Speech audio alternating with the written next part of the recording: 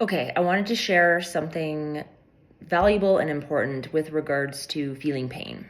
Feeling our own pain and feel the world's pain. This is like a very important topic to me because one of the great awakenings that I've had, and I've had many experiences that have kind of woken me up to just like a greater awareness of who I am and who we all are. But this specific one I want to talk about is leaning into our pain. There was a very certain time in my life, and I won't get into it fully, but it's just the important topic of realizing how we dull our pain, how we kind of deny and ignore and repress. And the terminology that first came to me with regards to this was shadow work. And my soul knew I needed shadow work. I didn't know what it was, but it was the gateway to leading me to my own pain.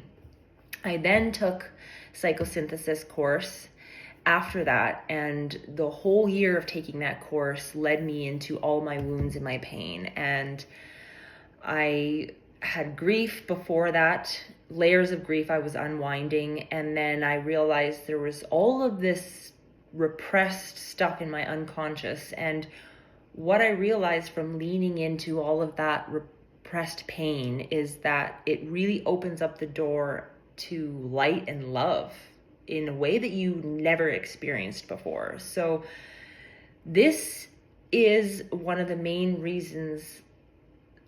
things I wanted to share. And I just felt this today from the pain of the world. I realized, okay, we can handle our own pain, but there's also the pain of the world. And a lot of that I've been in the past overwhelmed by, to a point of like complete denial and disassociation. But recently it's been coming up again because the state of our world is in absolute horror disarray. So I saw a post today and I just let myself in, and I just let my heart crack open in the pain. And then it just felt like somehow it was important. And then I realized I had this like tab saved on my computer to this part of this book that I haven't actually read, but it's on page 31. It's been stuck on page 31 for months and I haven't read it. And the book is Coming Back to Life by Joanne Macy. And I'll quote it more in the notes, but it's saying the cost of blocking our pain for the world. And it's basically sharing how it impedes our cognitive function. So it says we pay a high price in diminished awareness, understanding, and authenticity when we block ourselves from feeling pain for the world. And then it talks about repression, how it takes a toll on our energy and dulls our perceptions. And it just really, it says that basically the mind pays for its deadening to the state of our world by giving up the capacity for joy and flexibility. It's just reaffirming everything that I've been going through in terms of pain. Like the doorway to pain and going through that doorway is obviously awful, but on the other side of that, the magnitude of life that we can hold for ourselves is also, it's great. And I think the real reason why I'm bringing this in is because like I realize that I'm, stepping into this coaching role and this guiding role and holding space for others.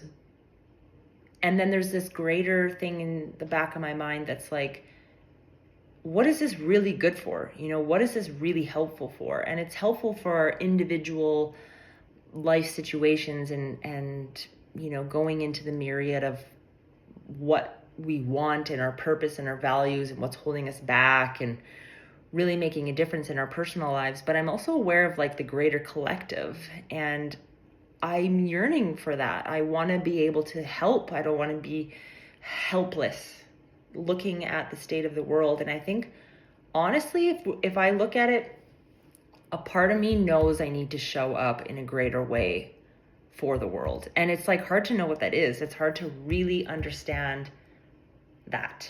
Like, how do I really show up when people are experiencing horrors beyond imagination that you only thought happened in like the mid-century or like just a really fucking long time ago and it doesn't happen anymore, but it actually is happening a lot. It's like, what can you do? What can you really fucking do as an individual? Like, I want to know. And so for whatever reason, I'm sharing about at least honoring the fact that that's happening. You know, like, I think that's the first stage, is many of us are in like a state of asleep from it because it's like too much to handle. And that's valid. It's too much to handle. And I've always made excuses for my empathy and my sensitivity, and like, that's also valid. But what happens if I just open myself up to that pain? I can move it through my body. I don't have to hold it, but I can cry for the world. And maybe, hopefully, awaken a way where I can show up in a greater capacity for others around me. Maybe something wonderful, I'm hoping, creatively will come to me so I can share it in my community. Do you know what I mean? Like, there's a ton of ways people are helping. And I just honestly feel like a little bit helpless in my own tiny little way. But anyways, I didn't want this to be like a 10-minute video or anything, so I'll shut this down. But I really just wanted to share more about what I read in this chapter in this book, but it ended up being more of like a personal share. But I just really think that what's sharing in here in this book, coming back to life as it pertains to what's going on in the world, is that we need to face it. We can't deny it or ignore it. As much as we can't deny or ignore our own feelings and our own pains, we have to lean into what's going on in the world and wake the fuck up. You know what I mean? Like, it's hard to do that, but it's necessary because we are the people that can make... I truly believe that the majority of people in the world are amazing, good, kind-hearted souls. I believe that. And a lot of us have been trained to just be asleep, but we need to wake up, people. Okay? People are waking up, but the more of us wake up, then the more of us can do something about all the shit that's happening. So anyways, that's all. I am starting to share myself more. I'm getting out of my head about, you know, sharing from a specific place that I think I need to be, and just sharing to start with of what's important to me and like what moves through me naturally, you know, like, yeah, anyways, that's it for now. And that's all.